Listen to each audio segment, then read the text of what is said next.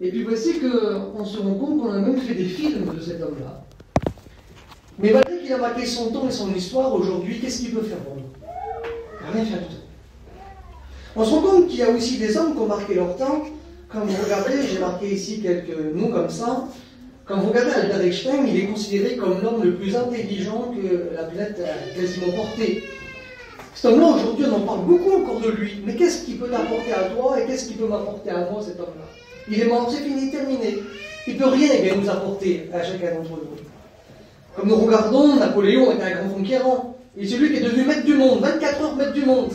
Et même s'il a réussi à conquérir le monde, qu'est-ce qu'il est celui qui peut encore nous apporter encore ce soir à chacun d'entre nous qui sommes là? Il ne peut rien faire. Dans nos solitudes, dans nos misères, dans nos problèmes, tu pries Napoléon, tu l'invoques, tu cites son nom toute la journée, eh bien, il ne peut rien faire pour toi et il ne pourra rien faire aussi, eh bien, pour moi. Des grands hommes ont marqué leur temps.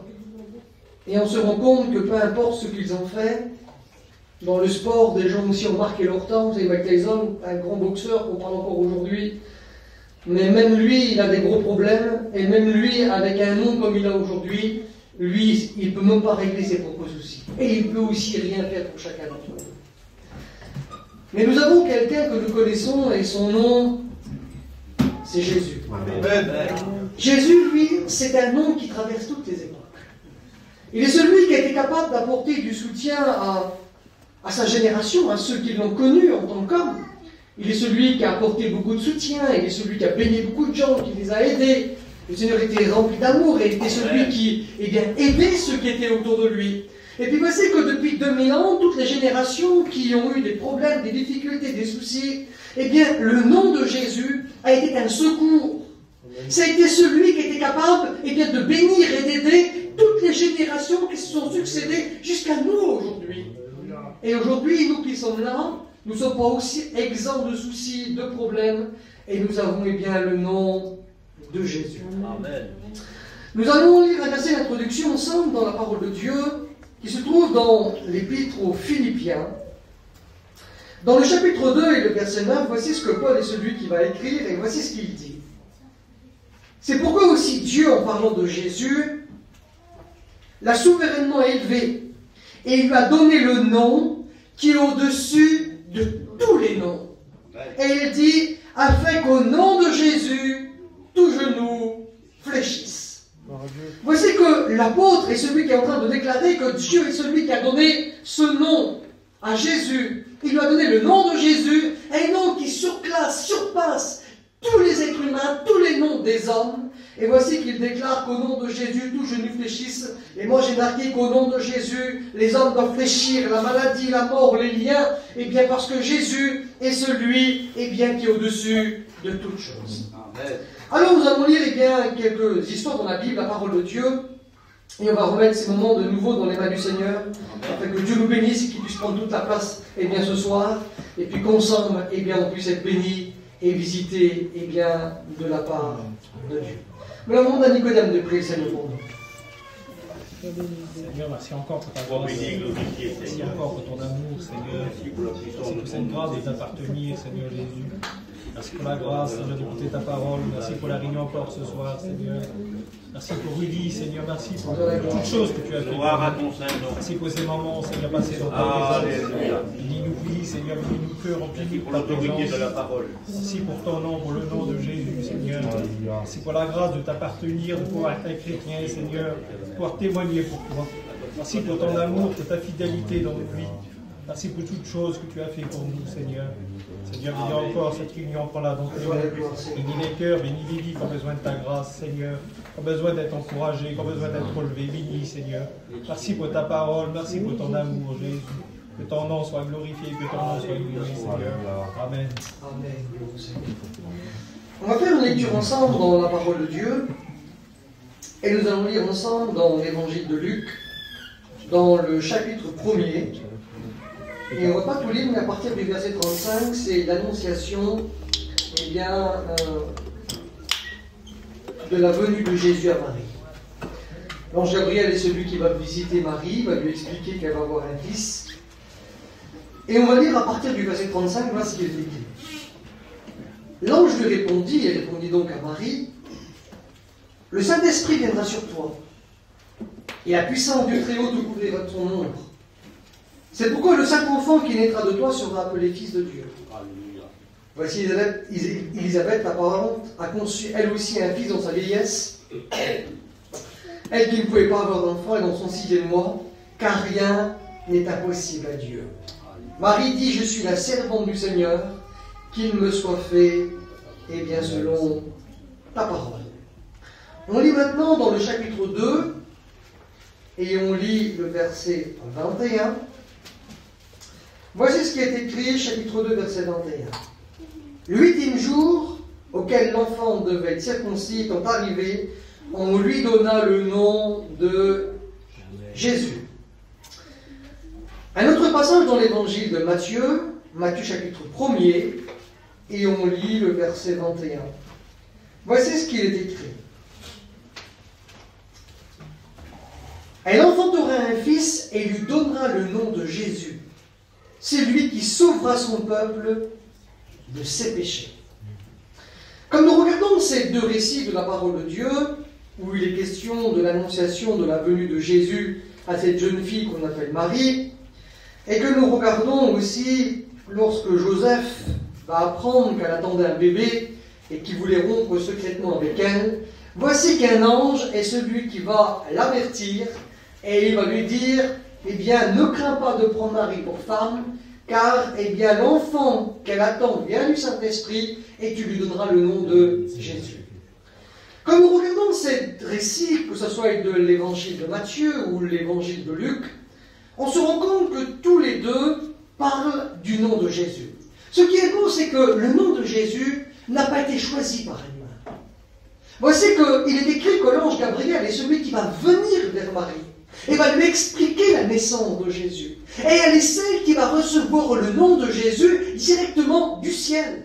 Voici que Joseph lui-même est celui qui va recevoir, par l'intermédiaire d'un ange, eh bien aussi le nom du futur enfant que Marie est celle qui allait avoir.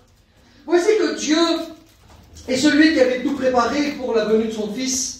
On est dans la période de temps où Jésus est celui qui doit venir, parce que dans la Bible, il y avait un compte à rebours, on n'a pas le temps d'expliquer, mais c'est de la génération de Marie que Jésus est celui qui devait venir.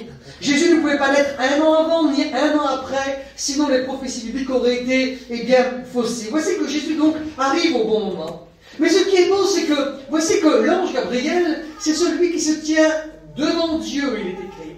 Et voici que Dieu, parmi tous les anges qu'il a formés, parce que c'est lui qui les a créés, eh bien, dans le ciel, par un cri de commandement, il est écrit. Voici que les myriades d'anges qu'il y a, Dieu est celui qui va, eh bien, appeler, eh bien, Gabriel. Voici qu'il va appeler Gabriel et il va lui donner une mission.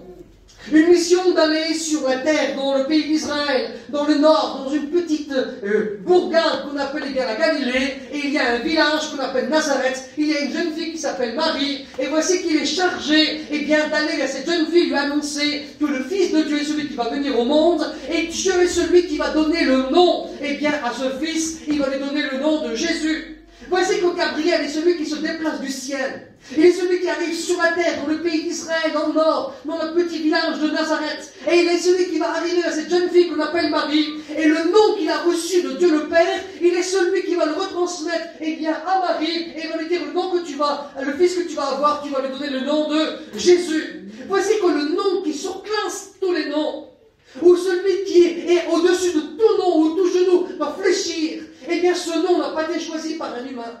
Ce nom n'a pas été choisi par Joseph, n'a pas été choisi par Marie qui était sa mère. Mais voici que ce nom a été choisi par Dieu lui-même, retransmis eh bien, par Gabriel à Marie et un ange, et celui qui va retransmettre à Joseph que le nom de ce garçon est celui qui est Jésus.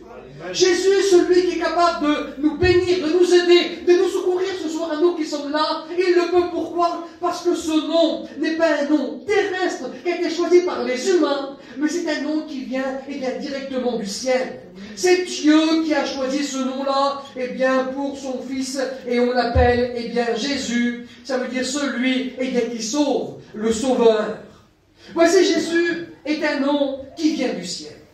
Et voici que Jésus est un être qui vient aussi du ciel. C'est écrit dans, eh bien, Philippiens chapitre 2 au verset 6, que Jésus, il est celui qui a la même forme que Dieu.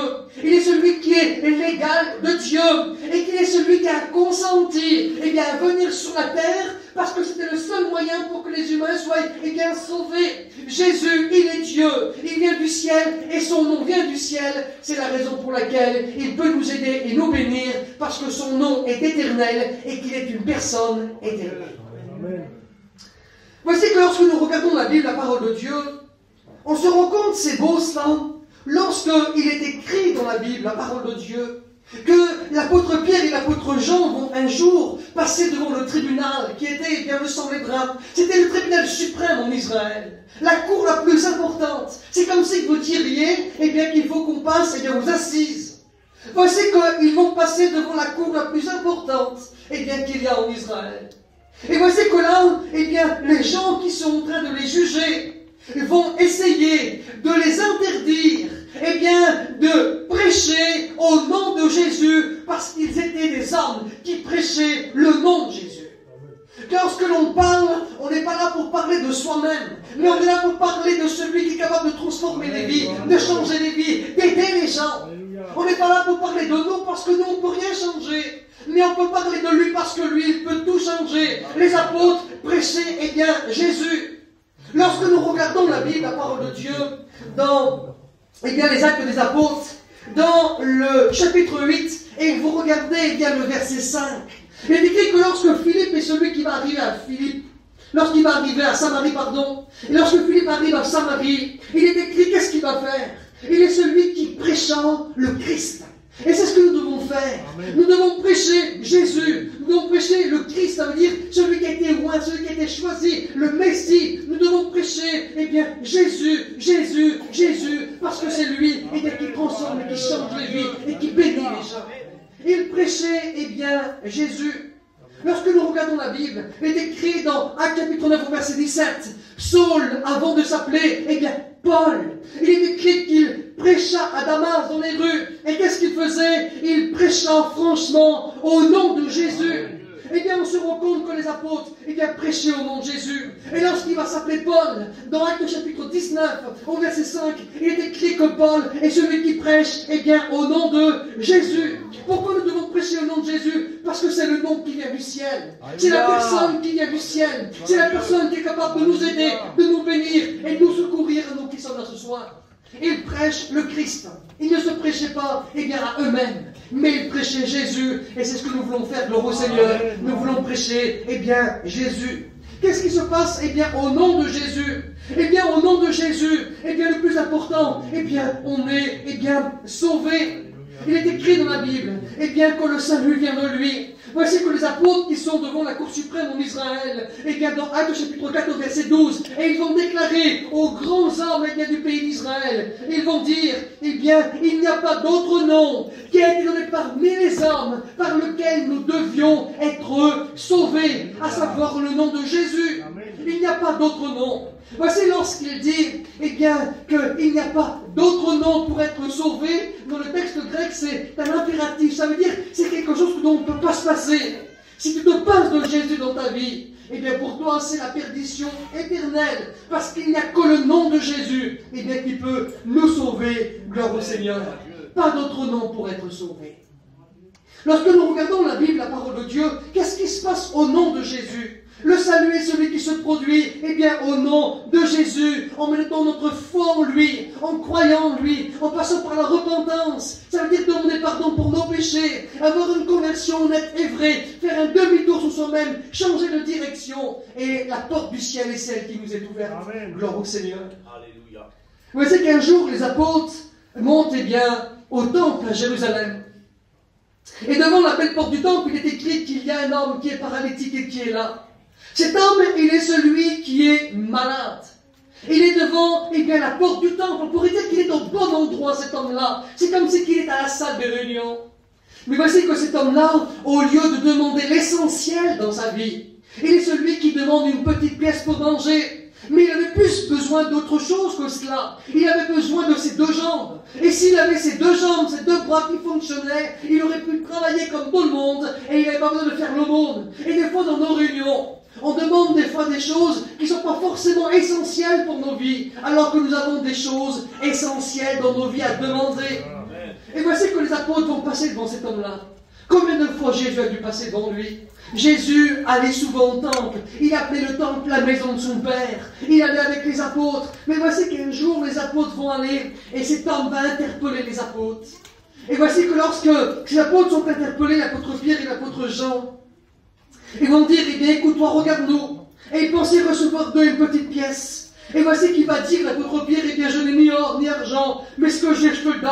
Amen. Au nom de qui? Au nom de Jésus-Christ de Nazareth, lève-toi et marche. Et voici que cet homme-là est celui qui va prendre la parole de ce serviteur de Dieu au sérieux. Et voici que la guérison est celle qui va germer dans sa vie. Voici que la vigueur est celle qui va revenir dans ses jambes, dans ses membres, parce qu'il était complètement paralysé. Et la guérison est celle qui va s'opérer. Et lorsqu'il va le prendre par la main et qu'il lui dit « Lève-toi », dans le texte grec, ça veut dire « Lève-toi du sommeil de la mort ».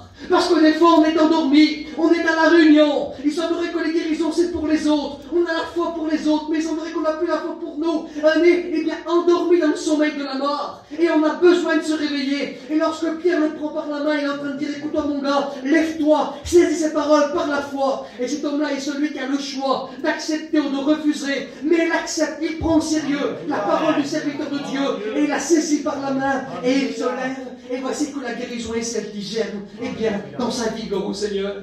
Et lorsqu'ils vont passer devant les chefs religieux, parce qu'ils vont avoir des comptes à rendre, l'apôtre Pierre et l'apôtre Jean, eh bien, l'apôtre Pierre est celui qui va déclarer à ce moment-là, eh bien, ces grandes personnalités. Il est celui qui va leur dire, eh bien, que la guérison, eh bien, de cet homme-là, dans Actes au chapitre 4 au verset 10, il va dire, pourquoi avez-vous les yeux braqués sur nous, comme si c'était nous qui avons donné la guérison à cet homme malade. Mais cet homme est celui qui a été guéri au nom de Jésus. C'est le nom de Jésus, eh bien, qui surpasse toute chose, qui est celui qui est au-dessus de tout, parce que Dieu est celui qui lui a donné le pouvoir dans le ciel, sur la terre. Et nous avons besoin, eh bien, de lui, eh bien, ce soir, eh bien, gloire au Seigneur. Ce nom est au-dessus de tout nom. L'apôtre Pierre est celui qui va visiter les églises. Et voici qu'un jour, dans Actes chapitre 9, il rencontre un homme qui s'appelle Aîné, qui est malade depuis 9 ans, paralysé sur un lit et qui a besoin de guérison. Et il va dire, eh bien, Aîné, eh bien, le Seigneur Jésus-Christ te guérit. Et voici que cet homme-là, au nom de Jésus, il est celui qui va être complètement, eh bien, rétabli et guéri. Gloire au Seigneur. Le nom de Jésus est celui qui sauve. Le nom de Jésus est celui qui guérit. Mais le nom de Jésus est celui aussi, eh bien, qui est capable, eh bien, de délivrer ceux qui sont liés. Dans Actes chapitre 16, il y a une femme, eh bien, qui est liée, qui a besoin de délivrance. Voici que l'apôtre Paul, il est là avec ses collègues. Et pendant plusieurs jours, elle est là avec eux en train de leur parler. Et pourtant, elle a besoin d'une délivrance qui est phénoménale. Et voici que Paul est celui qui va se tourner vers cette femme-là. Et il va lui dire, au nom de Jésus, eh bien, que cette femme soit délivrée. Et voici qu'au nom de Jésus, cette femme est celle qui va être complètement, eh bien, délivrée. Au nom de Jésus, eh bien, les liens, eh bien, ils tombent. C'est le nom qui a le pouvoir, eh bien, de nous délivrer de la perdition éternelle. C'est le nom qui a le pouvoir de guérir, eh bien, nos corps qui sont malades. C'est le nom qui a le pouvoir de délivrer ceux qui sont liés. Et ce soir, nous connaissons cette personne, nous connaissons ce nom, et nous voulons voir aussi la gloire de Dieu, eh bien, dans nos vies. Gloire au Seigneur. Ce que le Seigneur veut, c'est qu'on lui fasse confiance. C'est qu'on mette notre foi en action, qu'on croit en lui, pas simplement une foi théorique, où on croit que, eh bien, Jésus peut bénir pour les autres, mais une foi pratique aussi pour nos vies, parce que nous avons aussi besoin, eh bien, de voir la main de Dieu, eh bien, dans nos vies. Amen. On se rend compte qu'au nom de Jésus, qu'est-ce que l'on fait? J'ai marqué ici, eh bien, on enseigne au nom de Jésus, c'est écrit Actes chapitre 4, verset 18. On se rend compte que ceux qui se faisaient baptiser, ils se faisaient baptiser, eh bien, au nom de Jésus. Acte 2, 38. Acte chapitre 8, verset 12, Acte chapitre 8 et verset 16, Acte chapitre 19, verset 5, il est écrit qu'on se faisait baptiser, eh bien, au nom de Jésus. J'ai noté ici, eh bien, Jésus, c'est celui qui est capable aussi de nous apporter quoi? Il est capable aussi de nous apporter, eh bien, la paix. Voici que lorsque nous regardons la Bible, la parole de Dieu, c'est écrit dans le livre des Actes chapitre 10 et verset 38, que Dieu est celui qui a suscité un sauveur. Et que ce Sauveur est celui qui apporte et qui donne, eh bien, la paix. Voici que Jésus, c'est le prince de la paix. Et comme c'est beau, comme je regarde ça et que je regarde où Jésus est celui qui prêchait lorsqu'il allait au temple, eh bien Jésus, il est écrit qu'il souvent il prêchait dans un endroit particulier qu'on appelait le portique de Salomon. Vous savez, un portique, c'est un préau en fin de compte. C'est pas comme en Bretagne où les préaux sont là pour eh bien, nous préserver de la pluie. Mais en Israël, c'est pour nous préserver du soleil. Mais voici que les gens, eh bien, quand il fait très chaud l'après-midi, ils s'abritent sous ces portiques, sous ces préaux. Et voici que Jésus allait sous un portique qu'on appelait le portique de Salomon. Il avait conservé son nom depuis la construction du temple par le roi Salomon. Et voici que c'est beau parce que Jésus prêche dans cet endroit-là. Les apôtres qui prêcheront aussi après. Mais Jésus prêche dans cet endroit-là. Pourquoi que c'est beau? Parce que Salomon, ça veut dire, eh bien, ça veut dire paix, celui qui donne la paix. Et ce qui est beau, c'est que Jésus, le prince de la paix, prêchait dans la maison du Père, eh bien, au portique de la paix, à ceux qui n'avaient pas la paix, pour leur donner la paix. Eh bien, j'aimerais vous dire que ce soir, le prince de la paix est au milieu de nous. Nous sommes comme au temple, dans la maison de Dieu, et le prince de paix est au milieu de nous, et il est capable de donner la paix ce soir à celui eh bien, qui n'a pas la paix, parce que le prince de la paix est au milieu de nous. Eh bien, gloire au Seigneur. Et les apôtres continueront de prêcher à ce portique. Eh bien, ils prêcheront la paix, eh bien, au nom de Jésus, parce que Dieu, c'est écrit, Acte 10, 36, que Dieu a suscité un sauveur, eh bien, qui est Jésus, et qui donne la paix, gloire au Seigneur. Et ça, c'est beau. Dans les problèmes, nous pouvons aussi avoir la paix. Lorsque nous regardons dans le livre des Actes des Apôtres, dans le chapitre 12, voici qu'il est écrit qu'une grande persécution est celle qui va surgir, eh bien, contre les leaders de l'église de Jérusalem. Et voici que le roi Hérode va faire arrêter, eh bien, le frère de l'apôtre Jean. Et voici que ce frère qui s'appelle Jacques est celui qui avait grandi avec Jean, parce que c'était son frère, mais aussi, il est écrit qu'ils étaient des associés de pêche, c'est-à-dire qu'ils travaillaient ensemble. Après, ils vont être appelés au ministère aussi ensemble. Donc, ils ont fait plein de choses ensemble. Et voici que du jour au lendemain, à cause de persécution, il est écrit que Hérode est celui qui va faire tuer, eh bien, Jacques, et il va périr par l'épée.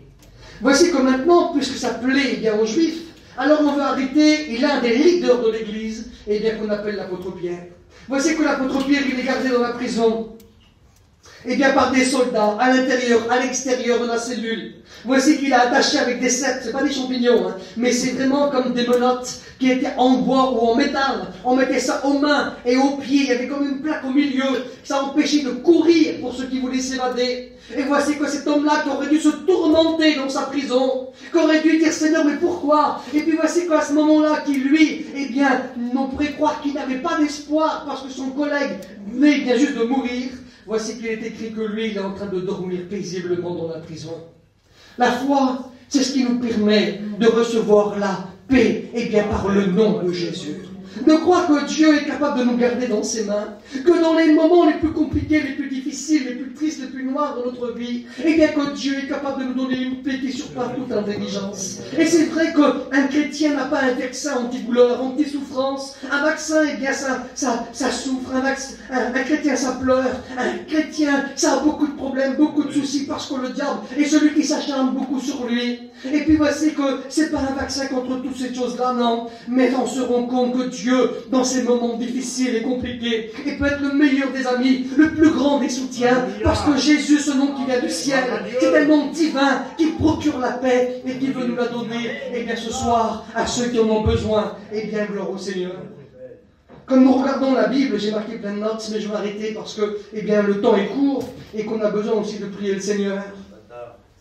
J'ai marqué ici, Romains chapitre 8, verset 1, c'est écrit, il n'y a plus de condamnation pour ceux qui sont en qui? En Jésus-Christ. Toujours en Jésus. C'est en Jésus, en Jésus. Nous voulons prêcher au nom de Jésus. Nous voulons enseigner au nom de Jésus. Nous voulons, eh bien, baptiser les gens au nom de Jésus. Nous voulons que les gens soient guéris au nom de Jésus. Nous voulons que les gens soient sauvés au nom de Jésus. Et nous voulons prêcher, eh bien, la paix au nom de Jésus. C'est le nom de Jésus qui surpasse, eh bien, toute chose qui est capable, eh bien, de nous apporter, eh bien, toutes ces belles choses. Eh bien, gloire au Seigneur. J'ai marqué aussi, ça arrive, mais la persécution et les problèmes, des fois aussi arrivent à cause, eh bien, du nom, eh bien, de Jésus. Parce que les chrétiens, ça souffre, les chrétiens, ça a des problèmes, les chrétiens, ça a des soucis, les chrétiens, des fois, ça parle, on se rend compte que ça parle sur eux, eh bien, que des fois, ils sont mal vus, eh bien, des persécutions dans l'Église. Il est écrit, Actes chapitre 5, verset 41, eh bien, il est écrit que les apôtres, persécution à cause de quoi? Eh bien, à cause de Jésus. Mais plus qu'ils étaient persécutés, plus qu'ils travaillaient, eh bien, pour l'œuvre de Dieu. Un homme a dit un jour, eh bien, le sang des chrétiens, parce que les chrétiens étaient persécutés, mis dans les arènes, eh bien, pour combattre contre les gladiateurs professionnels, se battre contre eux, eh bien, des animaux sauvages comme des lions, comme des tigres. Et puis on pensait arrêter le christianisme par la persécution. Et puis voici qu'un homme est celui qui a dit un jour, il est celui qui a dit, le sang des chrétiens est une semence de chrétiens qui donne la vie. Eh bien, malgré les persécutions, le diable n'a pas réussi, eh bien, à arrêter le mouvement de Jésus. Et on se rend compte que le christianisme est la plus grande religion du monde. Eh bien, devant l'islam, plus de 2 milliards, eh bien, de gens qui se réclament, eh bien, du Christ, parce que, eh bien, Jésus est vivant et qu'il est celui, eh bien, qui est capable encore d'apporter ce que les gens, eh bien, ont besoin. Eh bien, gloire au Seigneur. Voici que Jésus, il est celui, c'est beau ça. J'ai noté ici, je vais arrêter. Il est écrit que Jésus, il est à la droite de Dieu. La droite, c'est le symbole de l'autorité et de la force. Et qu'il est celui qui intercède pour nous.